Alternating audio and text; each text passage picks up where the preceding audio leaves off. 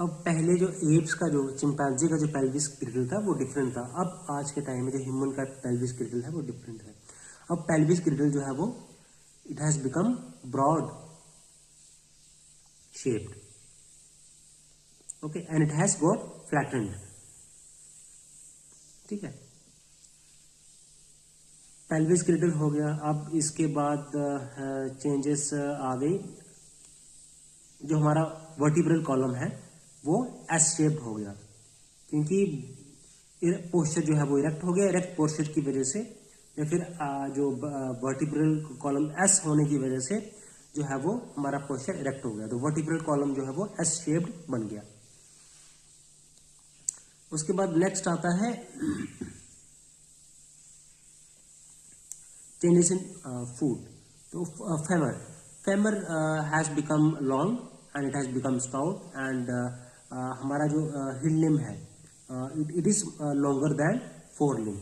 Means हमारे जो legs हैं वो लंबी हैं आर्म से, लेकिन एप्स के केस में ऐसा नहीं है।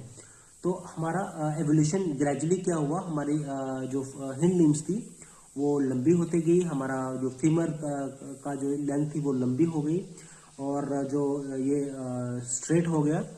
ठीक है, तो उसके बाद अगला फुट में हम जो है वो चेंजेस आ गई। फुट में भी चेंजेस आ गई। फुट में क्या हुआ, फुट जो था पहले वो हमारा ग्रेस्पिक ऑर्गन हुआ करता था, तो अब जो एप्स के केस में, लेकिन अब जो हमारा फुट है it has become locomotion organ.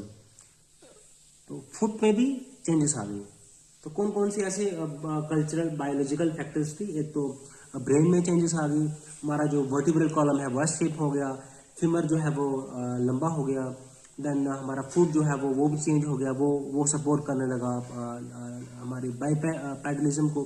और हमारा जो पहले जो पोस्चर था वो पहले क्वाड्रूपेडलिज्म था, और फिर उसके बाद हमारा जो मोशन जो था वो बाइपेडलिज्म हो गया।